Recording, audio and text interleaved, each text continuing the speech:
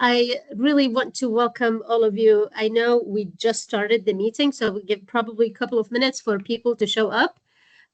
Jamila, you are very Jamila. Thank you so much for answering me. It seems like I have a lot of great active participants. I love that. Now, I will give you, good afternoon, Manal. I will give you a couple of minutes just so we make sure that when people want to join, that we are not considering their technical difficulties, probably getting in and trying to access the link. So I'll give it a minute or two and we will start. Let me share my screen while we are waiting.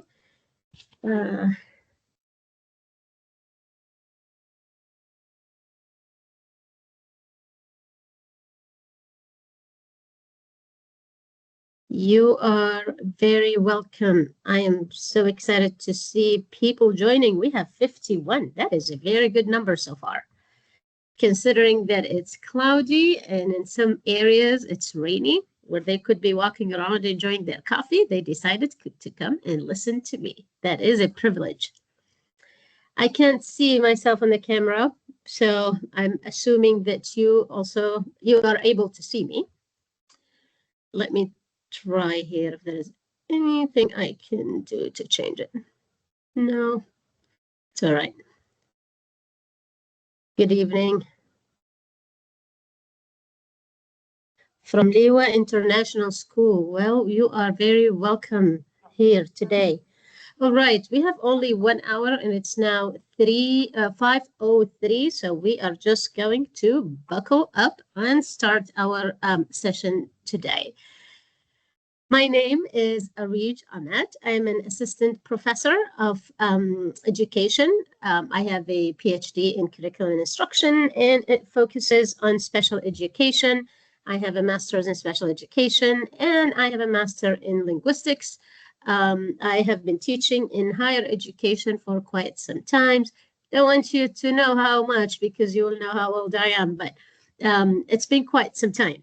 I have experience teaching internationally, and I have experience teaching in the UAE. I've taught in public schools in the States. I've taught in higher education in the States, and I am back to the UAE to teach in higher education. I have been teaching with Abu Dhabi University for 1 year, and that is a quick intro about who I am. I'm very excited to run this session with you today, and I want to welcome everybody. You have the right to scream at me if you cannot hear me, to tell me to slow down if things are going fast, but I would love your participation. And I want you to stay active so you can get the best out of our session today.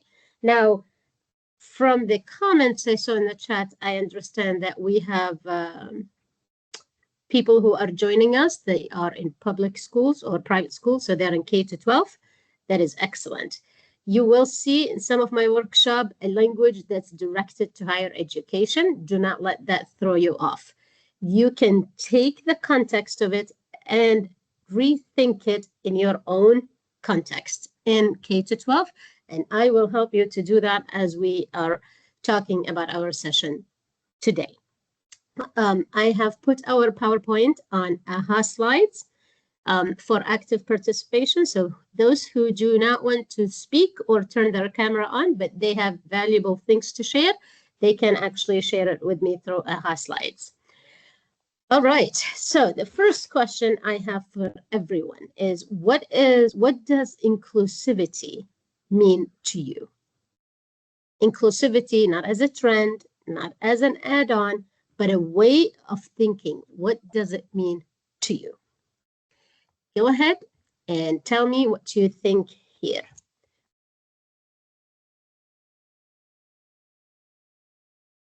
Okay, Muna, if you're able to, if you are able to put your answers on AHA slide, I would truly appreciate that. But also, thank you for putting it on the chat. All are in.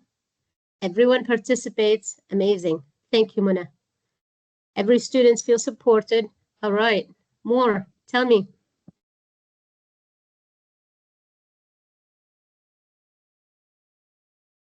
Okay, we'll give it a few seconds to see. Recognition of diversity, excellent.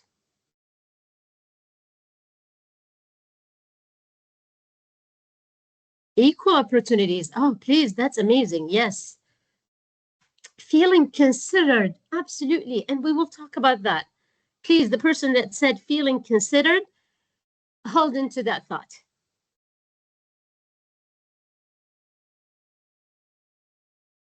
Acceptance, bravo. No one left behind. Mm.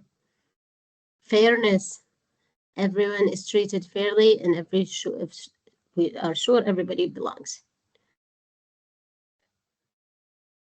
Okay, amazing. Equal access to all, everyone is included. Great. Okay, I need some brave voices that would tell me if they see all those great phrases in reality.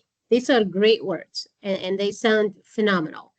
Is it what we always see in educational settings? Is it always what we see in everyday life for diverse groups?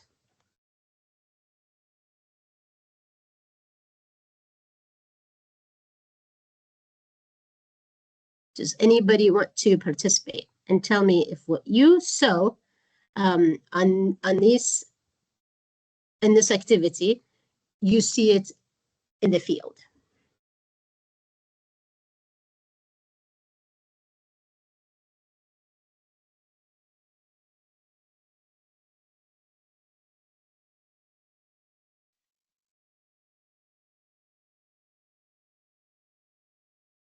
It can appear in small ways.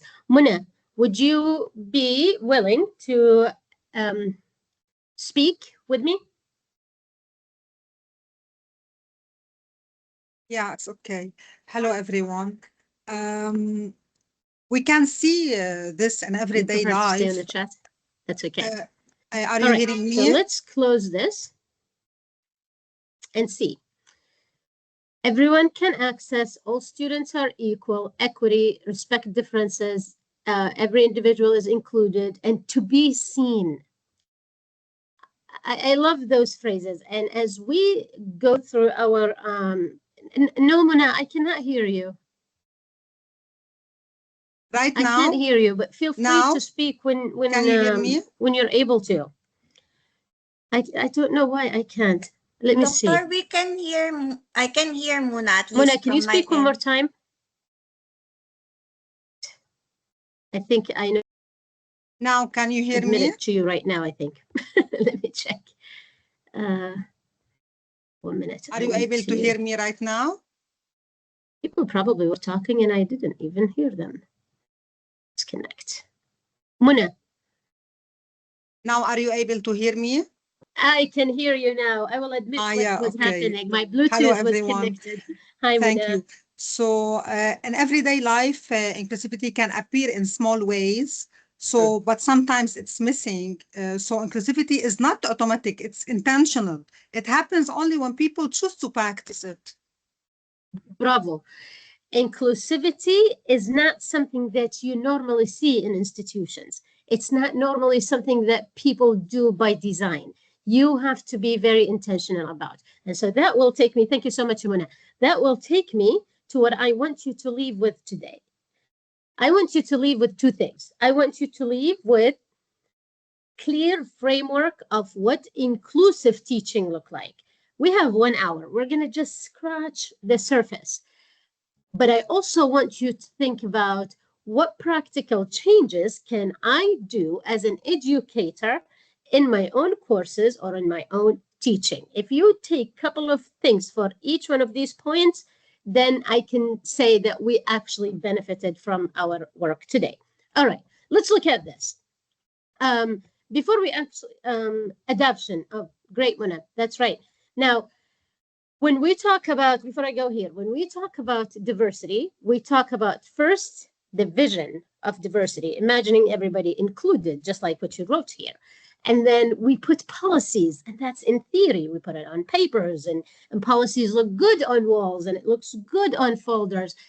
But then we need it as a concept that can be practiced in institutions, not just in education, but everywhere else. And that's what we want our thinking to be. Now, inclusivity is taking in a lot of times, and you have a lot of traditional thinkers who will tell you that it's a trend, it's an add-on. But is it? In the times that we live in the global citizenship that we are moving towards, in the massive access to information we have, and the mobility between countries and continents and cultures, is it just an add-on? And here is my second question to you. Do you agree that inclusivity is a right, not an act of charity? What do you think? Here are your answers. Is it only for certain groups?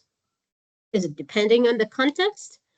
Is it just a charitable act? Or is it a fundamental right?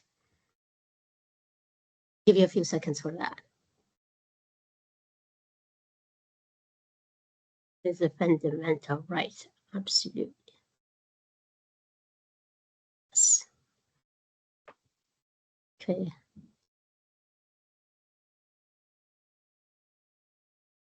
Hi, can I speak on this? You can speak anytime you would like to. I do not want to be the only one speaking. Go on. Yes. So inclusivity, though we want it and we are big advocates of it, but what in real life, and everything is on paper, but when we go outside and work, then we face the difference, like different pay scales according to the passports, according to the native English speakers that they want, according to the job posting. It is everywhere. So we find that we are getting neglected, and we should do something about it. But and it is there everywhere also, like you're saying, it's trending, but nothing has been done. Though people are trying, and people like us are facing it because we don't have the native. I'm not a native English speaker, so I face it a lot. And I want to change it, but where to change it, how to start it, what can be done? Though everything is there, but the starting point, or where we can imagine a world where everybody is treating it can be treated equal, but still it's a lot has to be done in this field. Absolutely. And tell me what your name is. My name is Hadiba. Hadiba, you brought up a fundamental civic issue that doesn't only go for diversity or inclusion or equality, it goes into human rights. Rights are not always granted to be given to us, right? We have to demand those rights sometimes. We have to make policies, we have to make changes. And that's why I believe, and what you said is 100% accurate, at least in my experience when I lived in the States. People talk about diversity all the time. People talk about inclusion all the time because it makes them sound good. It makes them sound nice. It makes them sound kind. But am I only a diverse face in your institution, or am I a voice of change? I think that's the perspective you're coming from. Is that right? Yes, because everything is there. It looks nice when you talk about it, but nothing is there in practice. Absolutely. So now, who are the agents of change that will fundamentally change our way of looking at inclusivity and diversity? Education. Yes. Because when things change in education and how we raise children and how they think about it and how people see it in higher education, it becomes the norm. And that's what we are hoping for, that inclusivity is not only a trend or something that we are talking about, but it's a fundamental right that's included in policy, which already is, but it's also applied in the field. And so today, as a pedagogical perspective we're talking about, I want you to think about inclusivity as, you're cleaning up your closet, right? Like in winter, you don't throw all your clothes in winter, right? To prepare for spring, but you take a look at what you're going to keep that might not be too heavy for spring, what is not going to be good for spring, so you need to put it away, and something that you just need to donate or get rid of. And that's how I want you to look at inclusivity in my teaching, in my practices, because it's really it's kind of human nature, right? To make, to object and to complain. But do we make small changes within ourselves, within our practices that would reflect the big picture? And that's where I want educators to look at, all right? When you look at inclusivity as a fundamental right, you're going to grant that to your students. Your principal in the school K-12 is going to grant it to you. Your dean at your higher education institution is going to grant it for you. And then whoever is your supervisor or the head of the institution you are in. It starts also with you as a teacher, with your students, correct? It starts with me as a faculty, with my students in the classroom. What are the things that I'm doing that make my students feel heard, seen, included, and part of the learning mechanism that is happening in the classroom?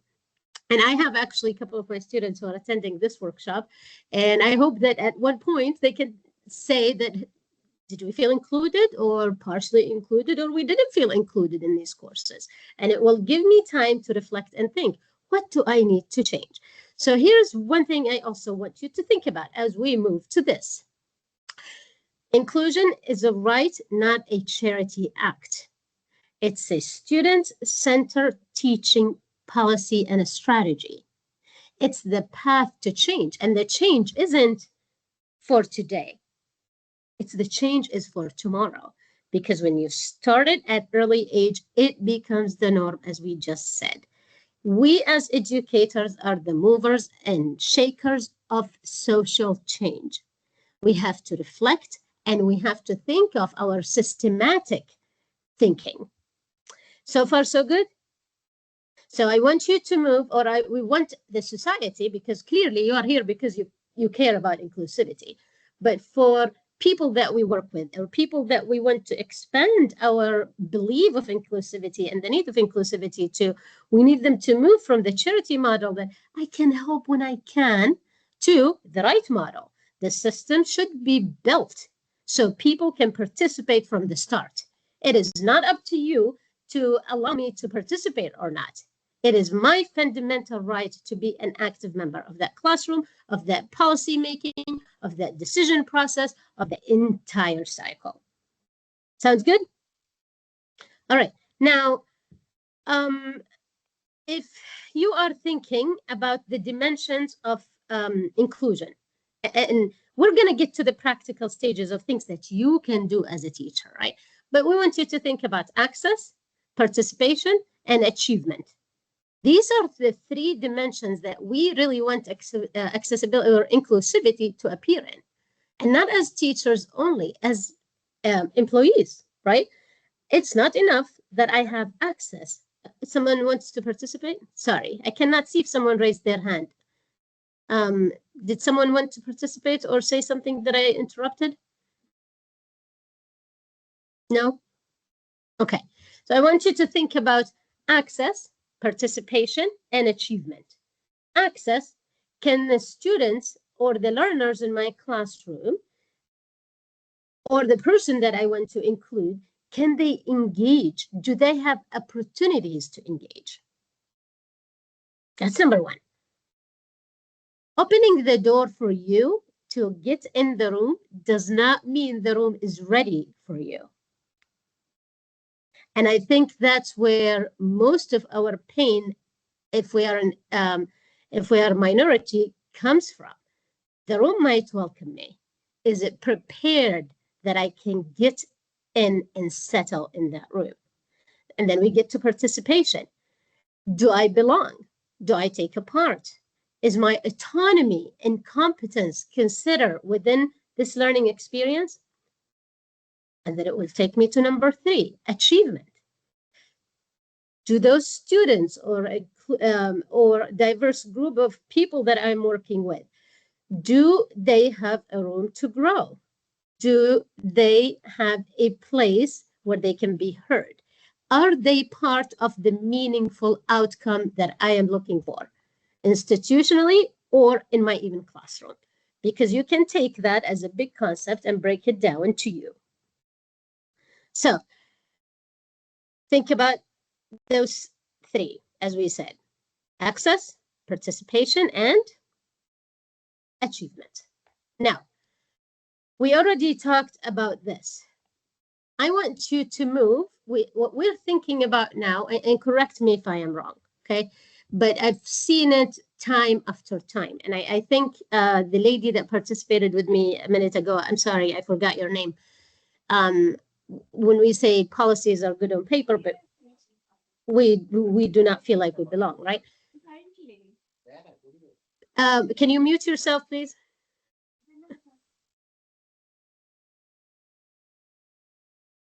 Okay. We want you to think about, we want the system to move from inclusivity from a person to a system approach. I don't want to be individualized. I don't want to give support to students who are struggling only. I want that support to be available to anybody. I want it to be part of the classroom. I want it to be part of my school. I want it to be part of my community. So in higher education, we always advocate for, we don't wait for students to struggle so we can support them. We provide whatever we can to make this learning opportunity accessible. Whether they are struggling or they're not struggling, they are diverse, they're not diverse, the system is already built in place. And here is the thing, when you think about the right model, this initiative is not belonging to a person. And you see that a lot in higher education and sometimes in schools too. In our jobs sometimes. You ask about the faculty member who's teaching that course. Is he nice? Is she nice? Is she understanding? Does she allow different opinions? Can you challenge them in the classroom? Can you ask questions, right or not? Teachers, the same way. I keep freezing. I do not know why. I think my internet isn't the best. I'm so sorry. I don't think my internet is the best with the rain and everything going on. So So far, it's okay for me, it's fine. You're not freezing, but maybe some of our colleagues are It's experiencing perfectly internet. fine for me. Yeah. It's fine okay, for me as well. Thank you. okay. So if it's a system built in place, I don't care who's the professor, right? There is a policy, there is right of conduct. I can go and seek support, even if that person is blocking it, because it's my right, right? Okay. Now, as a teacher, I don't want to only, you tell me about inclusivity, you tell me about access, you tell me this is all good. This all sounds perfect. How do I make it look like in my classroom? What are the practical steps that I can take? And before I take you to that, I want to ask you, let me go back to you as a group. In your class, give me your experience. I have 95 people here. I'm sure you are great educators or on your way to be teachers if you're not teachers already, and some of you might be professors. What do you do in your classroom? Because we can make changes within our small cycle. Yeah. What do you do to ensure inclusivity and fairness and equality and all that? What do you do?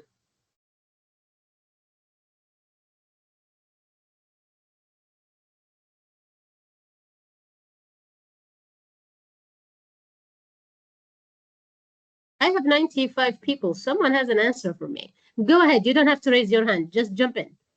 And thank you for keeping your camera on so I'm not talking to myself only. Good evening, everyone. Good evening.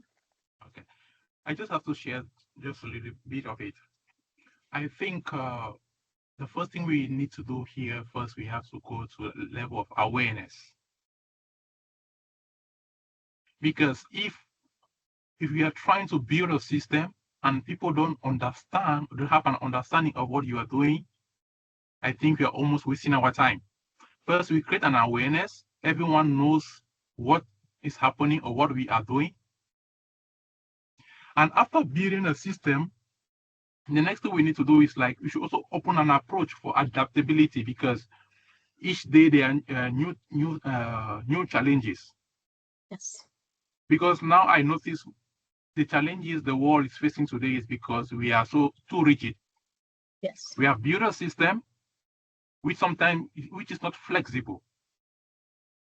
So if we can build up a system which is flexible, I think that would be the best way for these kids.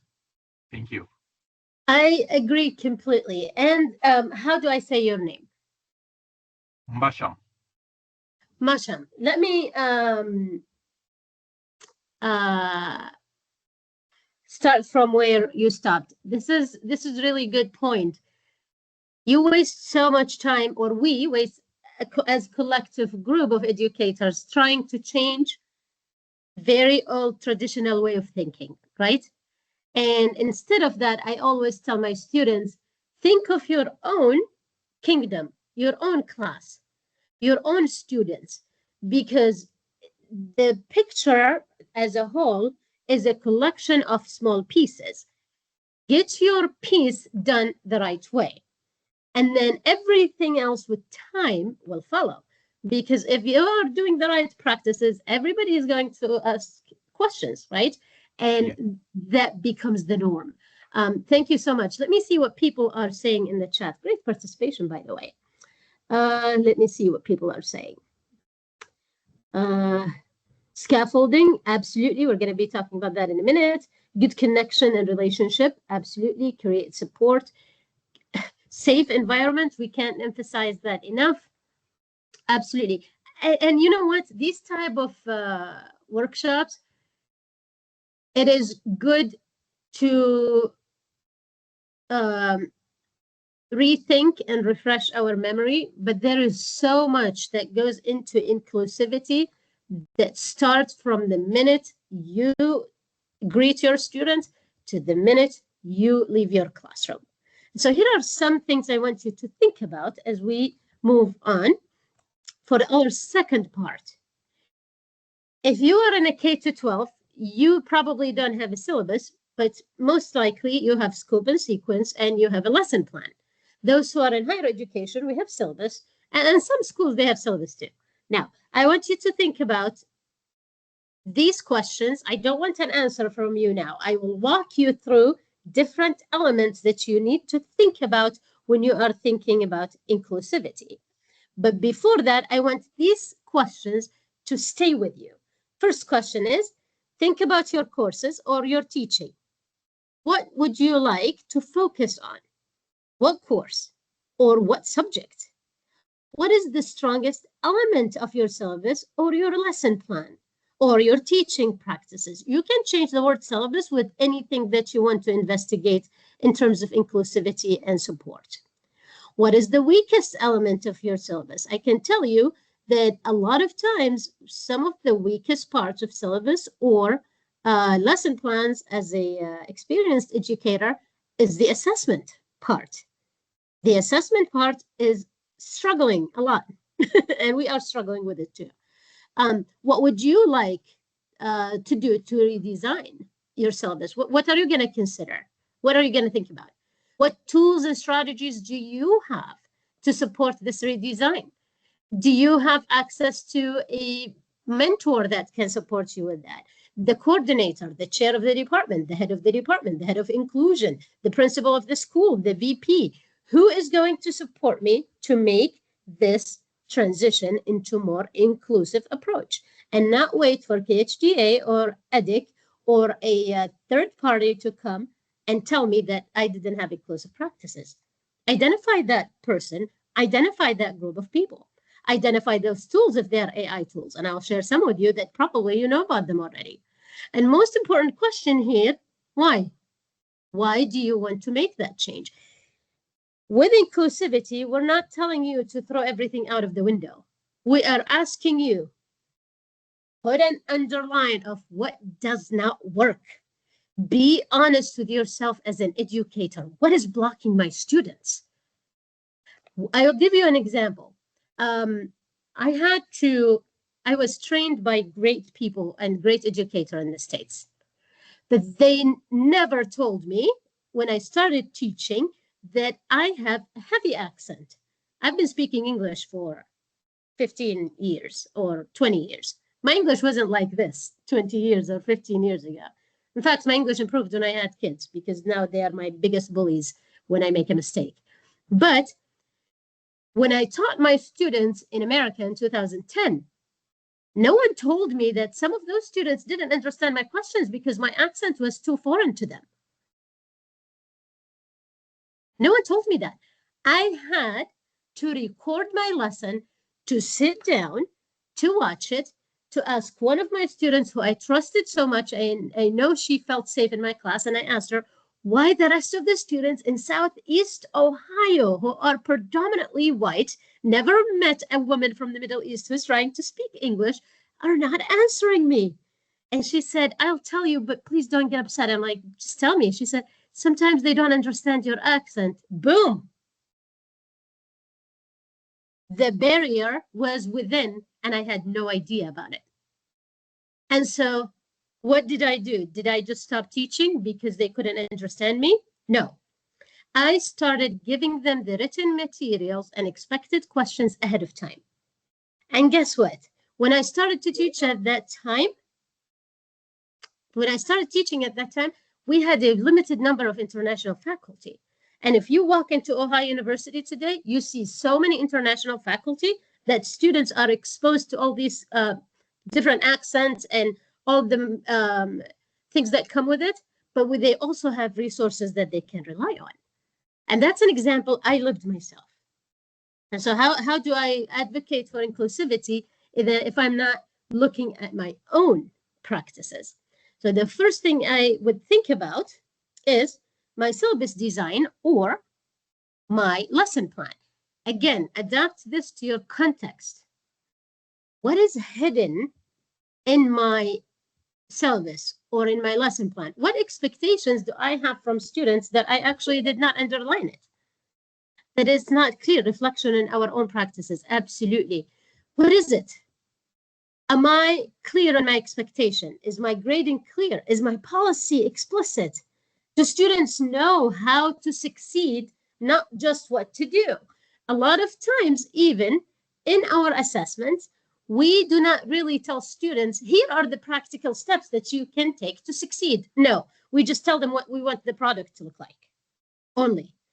But what support that is in place, who can they ask, what information they can seek, we don't do that. That should be in your syllabus, that should be in your introduction, that should be in your lesson plan, that should be in a place where students can access. The secrecy in education that we don't think about sometimes is actually there. Also, belonging and tone. Does my syllabus feel welcoming or punitive? When I'm trying to talk to students, and you can adapt this to K-12 too.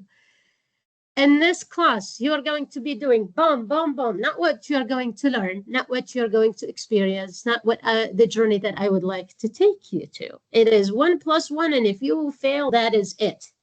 I think in the field of education and higher education, we are privileged because we study curriculum, we study curriculum design, we know how this works. But that's not always the case with teachers who are content experts, but they don't necessarily have the teaching diploma or teaching preparation. Okay, now, am I flexible in my policies? How do I keep my standards high? And I do not compromise my assessment or the student's result, but at the same time, I want your standards to be here always. I'm a special educator. Everybody, or I want most people, I hate to generalize, most people can reach this. But if I gave them the stairs to go there, some might reach here, some might reach here, some might reach here. But how many people will I have here that they won't move up at all if I give them the support they need? I'd like to see that. Not too many. Now, think about your practical steps. that you need to do. You have access to AI. Now, my students who are in the call, I torture them with AI. I told them they cannot use AI. But as a teacher, if you're in a training program, I don't want you to use AI because you're in your training. But if you're already finished, you know how to do things the right way, then you can use AI to support you. And there are a couple of AI here. The Hemingway editor is one of the best tools that I've used. When I write, it's usually a lot of ideas and I want to clear it up. I don't give it to an editor. I actually put it on the editor and it fixes it for me. And it makes it easy to read for other people. Now, number 2, think about your content delivery. Who can access this content? And not only who, how? How are they going to access it? Am I just lecturing? Am I allowing people to talk? Am I providing different ways of participation? If they don't want to speak when there are 95 people in the call because they don't feel comfortable doing it, can they write in the chat? Can they send a picture? Can they record a voice? What is it that they can do? And then accessibility. Am I keeping all the materials hidden, or actually they have access to it, that they can get it at any time? The cognitive load. I think one of the things that we fall into as teachers is the cognitive load. We give so much information, and body language, absolutely. We give so much information, assuming that people are just going to understand it. We know that the human brain cannot focus more than 10 minutes. If there is no high engagement or an interesting person that I want to listen to. Go ahead, Mashan. I think your hand is up, or is it from first time?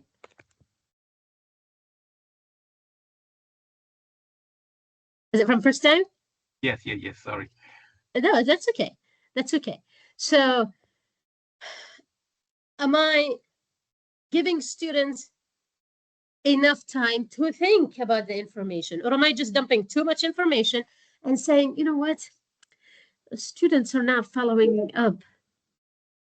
Exactly. Students are not following up. This generation doesn't want to learn. I don't think that's the case. They want to learn. They just learn differently than you and I, because when we grew up, we didn't even have internet. These kids can go to TikTok and learn in 30 seconds what I'm trying to teach for 20 minutes. How am I going to adapt to that? It's not easy, but it takes work and preparation. And it takes a group of people who understand how to do that, right? If students are afraid of coming to tell me, yes, that's, you said, connection with students. If students are afraid to come and tell me, I'm sorry, I didn't understand this, or this is too long, or I'm unable to do this, I'll just be collecting grades on something that they did not even understand. Am I giving them, now students need more advanced information? Not only advanced information, they need skills. ChatGPT and AI can give you the most advanced information there is. What students need is how to make them critical thinkers of this information they find. How to make them able to negotiate. What skills do I give my students? Are they able to communicate? Are they able to articulate their thoughts? I want to ask you a question and I want your honest answer. Look at our teaching practices. A teacher talks, and then maybe a couple of discussion questions. And there is no really intentional training undertone of, can they articulate their thinking? He might know the answer. He might not be able to convey it to you. Right? How do I teach students how to do that? How do I teach my students to ask the right questions? How do I teach my students that access to information doesn't mean it's healthy and correct information? How do I teach my students that you have to have a reliable source, and Facebook, it's not one of them? How do I teach them that sometimes, buddy, you need to go find a book and read and not just listen, right? But if a student thinks I'm from the dark ages, will he even listen to me? No. And I assure you, college students won't listen either. My graduate students won't listen if they thought I was coming from the dark ages. No, they want someone who understands their thinking, respects their opinion, able to teach them something new, able to push them to do what is good for them in the long run. Right? Now, this will take me to the second part. Here are some of the practical strategies that we talked about, some of it already. Break your lecture or your class into segments.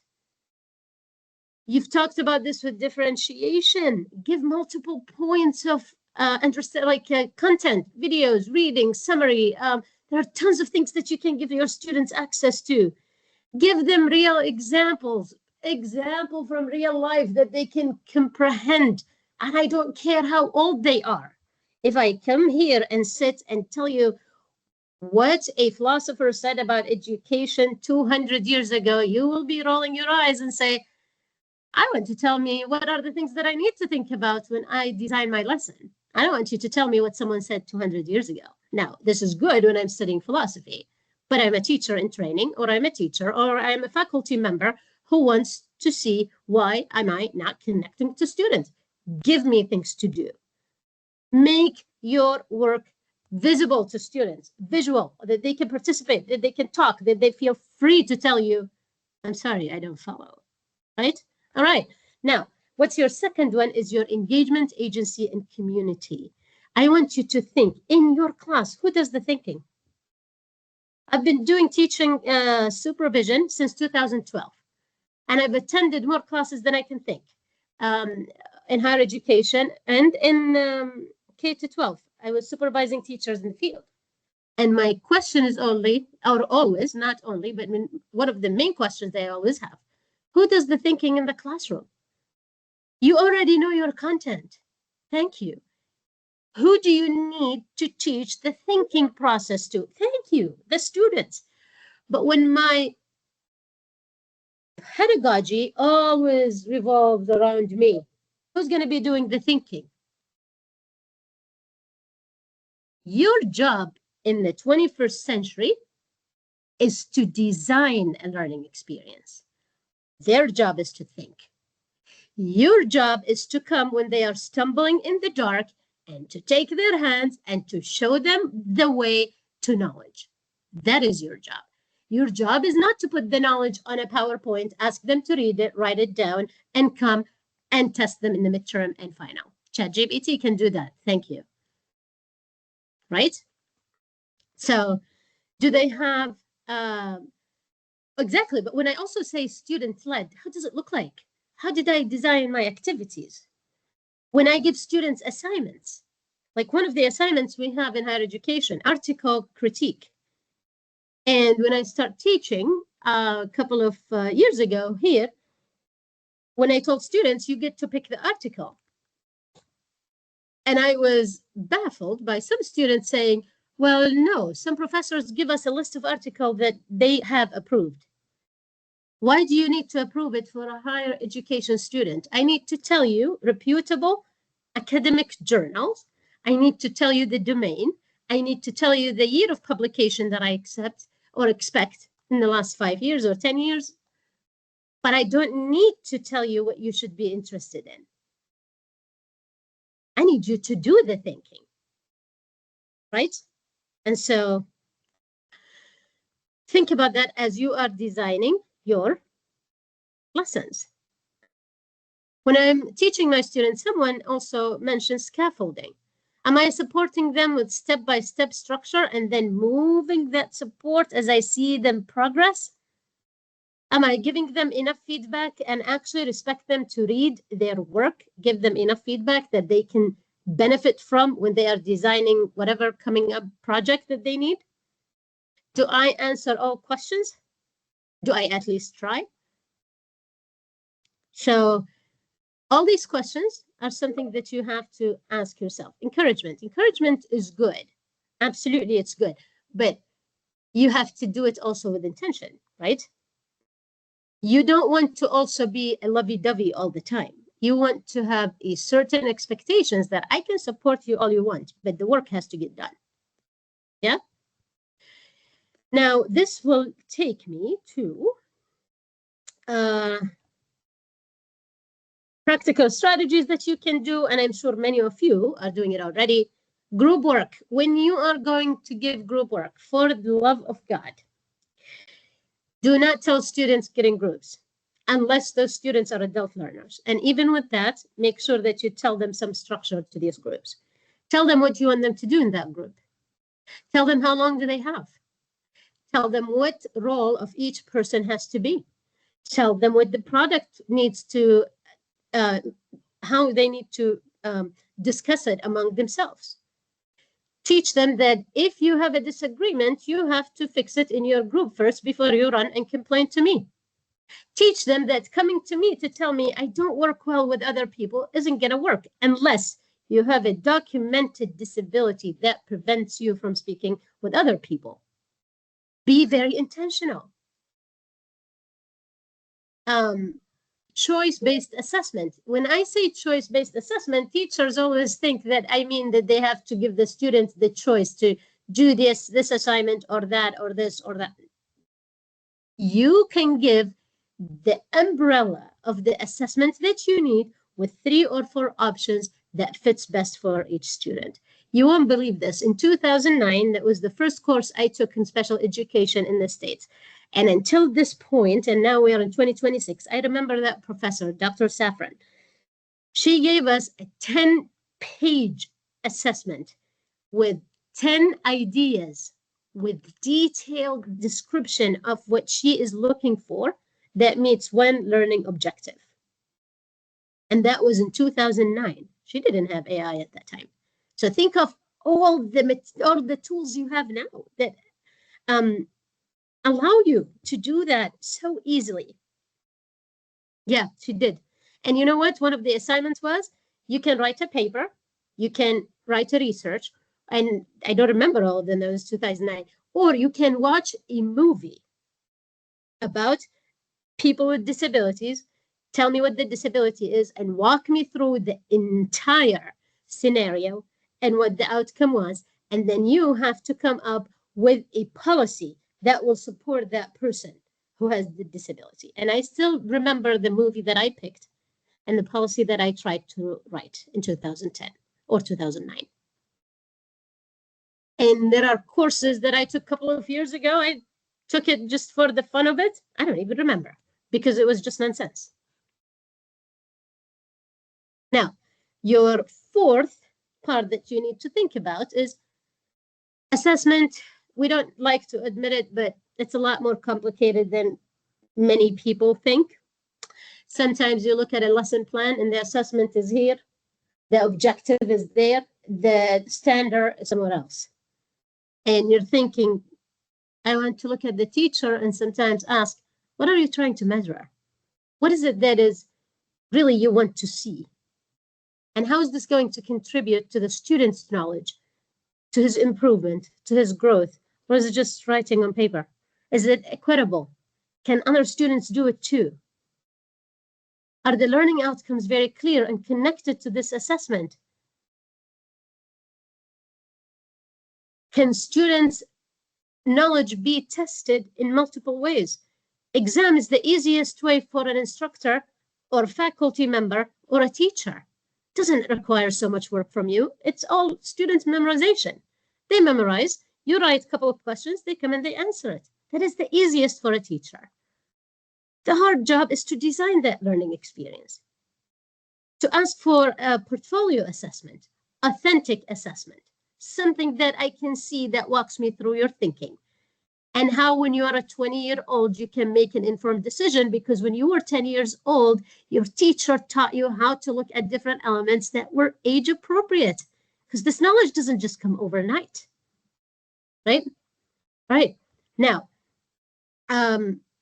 do these assessments have, do these students have same advantage, all of them? English speaker, non-English speaker, someone who's proficient, someone who's not proficient, are they able to complete the assessment? Or am I giving them one assessment and swearing by God that they always have to complete it, and I'm not going to think of any other way? This is the way or the highway. You are welcome to the room because we are an inclusive school. But I'm sorry, the room is not prepared to have you in it. Chair doesn't fit you. The assessment doesn't fit you. I don't know how to speak to you. I do not understand your culture. I don't respect your differences. How is that even inclusivity? Right? When I give feedback, do I give students questions?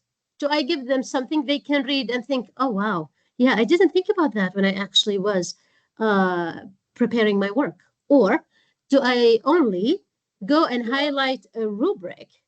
Absolutely, give them choice to show their learning. Or do I just go and highlight a rubric without actually telling them anything? And sometimes, in fact, many times, the rubric is one place and the assessment is the other. And so, do your assessments reflect authenticity? Are they real? Are they things that students can? Why students now in schools are bored all the time? Because I hate to tell you, many of these kids think of themselves as the future YouTuber of the universe.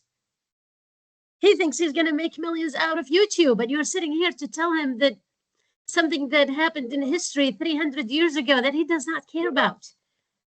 But what if you tell him a story in history and tell him, look, history helps you to understand and deconstruct your present and prepare you for your future. He'll be like, oh, give me some more.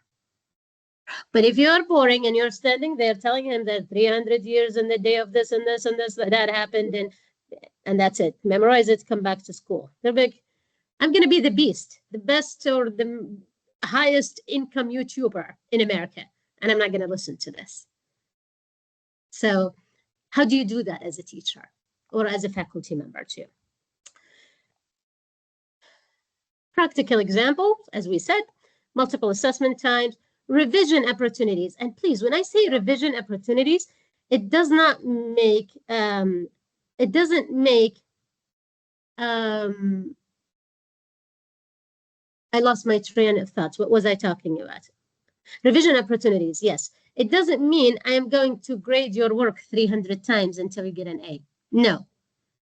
Revision opportunities means you got a 5 or 6, but you want the 9 or 10. I will tell you what you need to improve so you can make the 5 or the 9 or 10 in your second assignment. And I can walk you through the things that you haven't done right. I do not believe in assessment as a punitive tool. The job market is going to clean itself out, whether you give students A's or B's or C's. There are many studies that shows you success in school does not always reflect success in real life. And there are studies that also, long-term studies that show you that a lot of investors and successful business owners were not good students. And good students in our terms as educators is getting an A and B. You have adult students who will cry in my office if they don't get an A. So how do we shift their thinking of it's about learning? It's not about what the grade that you're getting.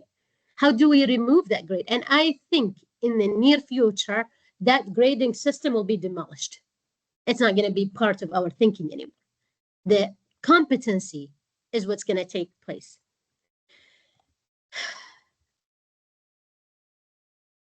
In your inclusive learning environment, think about transparency, no secrecy. This is what I expect. This is what I want. This is the pathway. This is how I help you walk through it. Flexibility. If you don't understand what I say, here is a book, here is a video, here is group work, here's a student that you can that can support you. Here's the learning center you can go to. You are not the goddess of knowledge, not anymore, as an educator. Students can access massive information with one click. Representation. Do I have diverse voices and perspectives in my class, or do I just let people speak the ones that I like? Or do I let everybody speak and then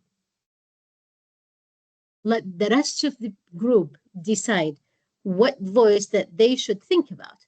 I don't have to agree with you, but you have the right to speak. You have the right to express your thoughts. I don't care if you're grade 1 or if you're in your doctorate program. And then accessibility. design it from the start, not going backwards, right? Um, think of designing that learning experience. And finally, diversity is being invited, is not being just invited to the party. Inclusion is being asked to dance. Come to the party isn't enough. I want you to dance. I want you to succeed, and I want you to grow, and I will take you there because I care. I want to thank you so much for listening to me for the entire hour, for your great participation. And I hope that you took something from this today. And I have time for questions, clarification, and any voice that would like to raise a point that we did not talk about. Thank you so much for the unknown user that says that was amazing. Go ahead, Ya Rufaida.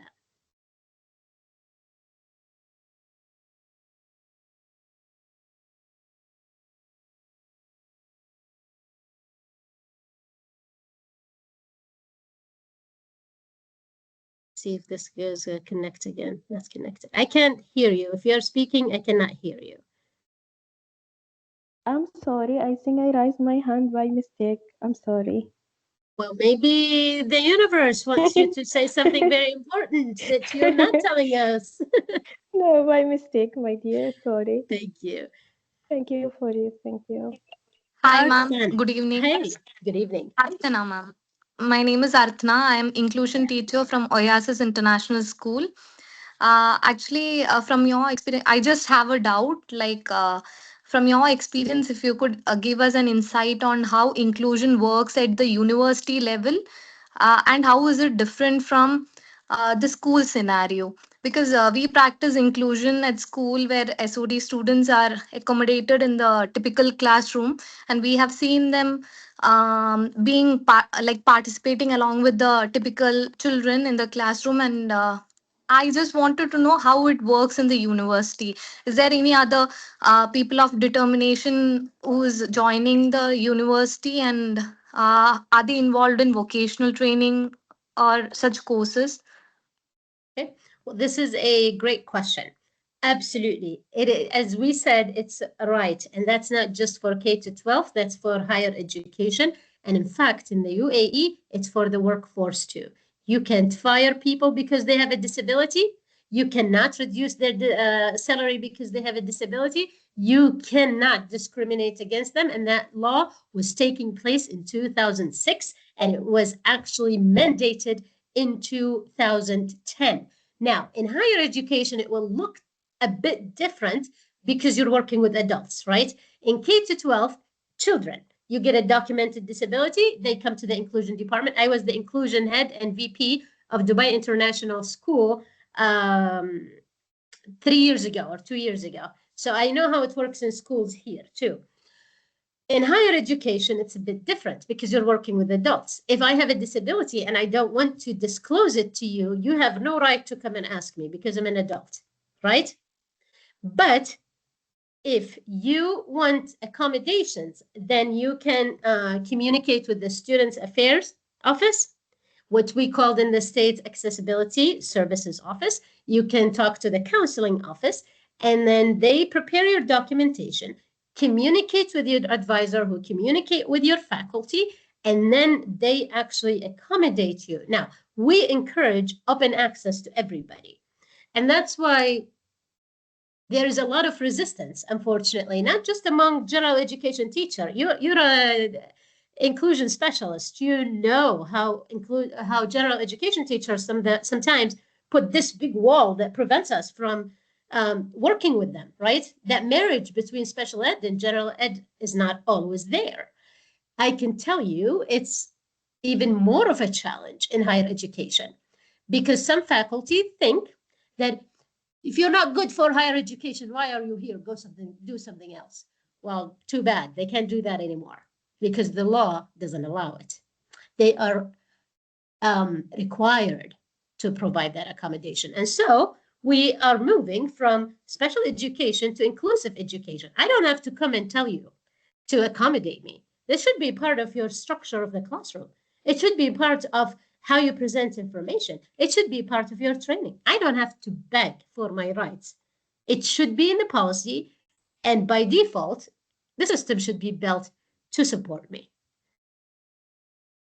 Does that make sense? Thank you. You are Yes, very yes, welcome. ma'am. Thank you. You are very welcome. Any other questions or comments that you would like to Yes, add? I have a question. Please go ahead. Yeah. What practical steps could you suggest that I can take to lead and embed inclusivity or student-centered practices across a nursery or a school setting here in Dubai? Okay. Are you a teacher or an admin? No, I'm a teacher. You're a teacher. And how old the kids that you are working with? Nursery? So the Elementary. other Yeah. Elementary. So till Yeah. what grade? Till grade So, 3. 3. So it's Yeah. not elementary, it's actually early childhood. Yeah. I will tell you, your first step has to be diagnostic assessment. Mhm. Okay. And then family information. You have to get what we call in education a comprehensive student profile. Comprehensive student profile. Okay. And when I have a student profile, I need to know everything about that kid. What he likes, what he doesn't like, what he does in his free time at home, how much time does he watch iPad, who takes care of him at home, how much support will he get at home if I send activities, or do I need to do more activities here in class, and what this kid is interested in. So basically, tell me. Basically knowing everything about the student. Absolutely, Yeah. because how can I ask you to provide a meaningful experience to something that you don't have enough information about? Right. Yeah, and then I want you to make informed decision. Your decision is based, informed decisions means I'm not just doing diversity to do it or activities to do it. I'm doing it because that's what my students are inclined to do. That's what their learning styles allow. That's what they are able to accomplish. And then when they are here, especially in elementary, it's one of early childhood is one of the most challenging yet interesting ages to work with because the growth happens so fast. And what he's interested in this month could change in 2 months and he outgrow it and then interested in something else completely. And so how do I build this upon this upon this? Family involvement is very important, but as we all know, not all parents are involved. So do most of your activities that are meaningful in your classroom.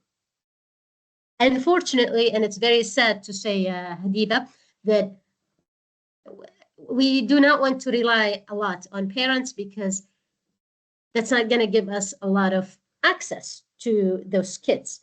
Because some parents just bring them to school and that's it. Yes. You do the job. So, but for those parents who are involved, get all the information you need and get all those forms and design that profile. And you know what, Habida, we are very lucky in the times we live in right now. Forget the war and everything, but the tools that we have. You can put massive information in an AI tool and it can individualize the plan for you to the teeth, right? It's like everything can be detailed about this kid. And then you can design his learning experience and make him part of that group. Yeah, could you recommend me any specific resources or courses that would help me develop these skills further? Absolutely. Do you mean as an assessment tools or activities? Activities tool as well as assessment. Yes, both. If you can. Okay. How about I put my email here and I send you the toolkit that I have? Perfect. Yes. Okay, let me put my email here in the chat. And this is an invitation for everybody. And this actually is this is a very good question. So I can actually prepare the toolkit and send it to everybody. It'll be university.ac.ae. Stop sharing. And then here it is. Email me and I'll send you the toolkit that I have. You or anybody else who would like to email me. Thank you so much. You are very welcome. Any other questions or concerns that we did not cover? Okay, let me leave you with this. If you wait for someone to make the change, you are gonna wait for your lifetime. The change starts with you. Understand the policy, understand your rights, understand your responsibilities, and speak when you should speak. Not only when spoken to, speak when you need to speak. Teach that to your kids, teach that to your students, and change will happen with no doubt in my mind. If you have any questions, let me know, email me, communicate with me at any time. Otherwise, I want to sincerely thank you for being here. That was a great interaction, and the time passed so fast. If you need anything, my email's in the chat box, Arij Ahmed at Abu Dhabi University ACAE, and have a wonderful evening. Thank you. Thank you so much. Goodbye, everybody. Thank you. Bye, Thank Doctor. you. Thank you so much. Thank you so much. Thank you, ma'am. Thank you so much, Thank doctor. you. Thank You are you. very welcome. Bye. Thank you so much. doctor.